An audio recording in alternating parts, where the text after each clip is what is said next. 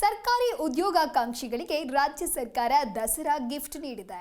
ರಾಜ್ಯ ಸರ್ಕಾರದ ಸಿವಿಲ್ ನೇರ ನೇಮಕಾತಿಗಳಲ್ಲಿ 3 ವರ್ಷಗಳ ವಯೋಮಿತಿ ಸಡಿಲಿಕೆ ಮಾಡಿ ಮಹತ್ವದ ಆದೇಶ ಹೊರಡಿಸಲಾಗಿದ್ದು, ಆ ಕುರಿತ ಡೀಟೇಲ್ಸ್ ಹೇಗಿದೆ. ರಾಜ್ಯದ ಎಲ್ಲ ಉದ್ಯೋಗಾಕಾಂಕ್ಷಿಗಳಿಗೆ ಸರ್ಕಾರ ಶುಭ ಸುದ್ದಿ ನೀಡಿದೆ.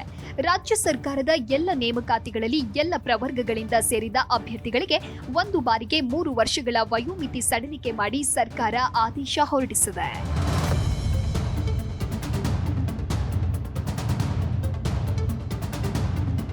ರಾಜ್ಯ ಸರ್ಕಾರ ಉದ್ಯೋಗಾಕಾಂಕ್ಷಿಗಳಿಗೆ ದಸರಾ ಬಂಪರ್ ಗಿಫ್ಟ್ ನೀಡಿದ್ದು, ಸಿವಿಲ್ ಸೇವಾ ಹುದ್ದೆಗಳಿಗೆ ಮಾಡುವ ನೇರ ನೇಮಕಾತಿಗಳಲ್ಲಿ 3 ವರ್ಷ ವಯೋಮಿತಿ ಸಡಿಲಿಕೆ ಮಾಡಿ ಮಹತ್ವದ ಆದೇಶ ಹೊರಡಿಸಿದೆ.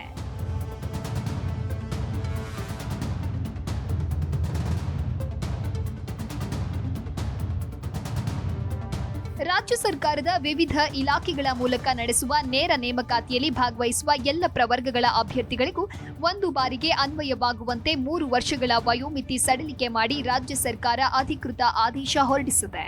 ಇತ್ತೀಚೆಗೆ ಧಾರವಾಡದಲ್ಲಿ ಸ್ಪರ್ಧಾತ್ಮಕ ಪರೀಕ್ಷಾರ್ಥಿಗಳು ಹಾಗೂ ವಿದ್ಯಾರ್ಥಿ ಸಂಘಟನೆಗಳು 5 ವರ್ಷ ವಯೋಮಿತಿ ಸಡಿಲಿಕೆ ಹಾಗೂ ಪಿಎಸ್ಐ ಅಥವಾ ಕಾನ್ಸ್ಟೇಬಲ್ ಹುದ್ದೆಗಳಿಗೆ ನೇಮಕಾತಿ ಆದೇಶಕ್ಕೆ ಆಗ್ರಹಿಸಿ ಪ್ರತಿಭಟನೆ ನಡೆಸಿ ಸರ್ಕಾರಕ್ಕೆ ಬಿಸಿ ಮುಟ್ಟಿಸಿದ್ರು. ಇದರ ಮಧ್ಯೆ ಇದೇ ತಿಂಗಳ 6ರಂದು ರಾಜ್ಯ ಸರ್ಕಾರ ಸಿವಿಲ್ ಹುದ್ದೆಗಳ ನೇರ ನೇಮಕಾತಿಗಳಿಗೆ 2 ವರ್ಷ ಸಡಿಲಿಕೆ ಮಾಡಿ ಆದೇಶಿಸಿತ್ತು. ಇದೀಗ 3 ವರ್ಷಗಳ ಸಡಿಲಿಕೆ ಮಾಡಿದೆ.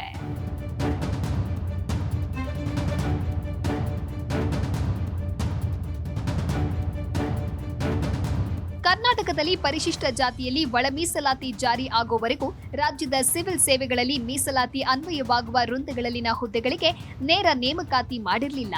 ಬ್ಯಾಕ್ಲಾಗ್ ಹುದ್ದೆಗಳನ್ನು ಕೂಡ ಭರ್ತಿ ಮಾಡಿರಲಿಲ್ಲ. ಯಾಕೆ ಅಂದ್ರೆ ಹೊಸದಾಗಿ ಯಾವುದೇ ಅಧಿಸೂಚನೆ 2024ರ ಅಕ್ಟೋಬರ್ 22ರಿಂದ ಮುಂದಿನ ಆದೇಶದವರೆಗೂ ಹೊರಡಿಸಬಾರದು ಅಂತ ಎಲ್ಲ ನೇಮಕಾತಿ ಪ್ರಾಧಿಕಾರಗಳಿಗೆ ಸೂಚಿಸಲಾಗಿತ್ತು. ಹೀಗಾಗಿ 1 ವರ್ಷದಿಂದ ಸರ್ಕಾರದ ಯಾವುದೇ ನೇಮಕಾತಿ ಆಗಿರಲಿಲ್ಲ.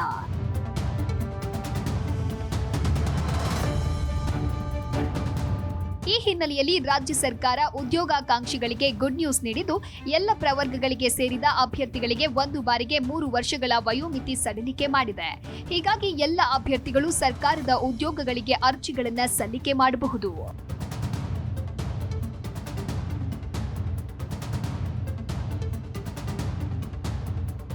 ಈ ವಯೋಮಿತಿ ಸಡಿಲಿಕೆ 2027ರ ಡಿಸೆಂಬರ್ 31ರೊಳಗೆ ಸರ್ಕಾರ ಹೊರಡಿಸುವ ಎಲ್ಲ ನೇರ ನೇಮಕಾತಿಗಳಿಗೂ ಒಂದು ಬಾರಿ ಎಲ್ಲಾ ಪ್ರವರ್ಗಗಳ ಅಭ್ಯರ್ಥಿಗಳಿಗೂ ಅನ್ವಯಿಸಲಿದೆ. ವಯೋಮಿತಿ ಸಡಿಲಿಕೆ ಎಷ್ಟು? ಸಾಮಾನ್ಯ ವರ್ಗ 35 ವರ್ಷದಿಂದ 38 ವರ್ಷ, ಒಬಿಸಿ 38 ವರ್ಷದಿಂದ 41 ವರ್ಷ, ಎಸ್ಸಿ ಎಸ್ಟಿ ಪ್ರವರ್ಗ 1 40 ವರ್ಷದಿಂದ 43 ವರ್ಷಕ್ಕೆ ವಯೋಮಿತಿ ಸಡಿಲಿಸಿ ಆದೇಶಿಸಲಾಗಿದೆ. Desk bureau, G Kannada news.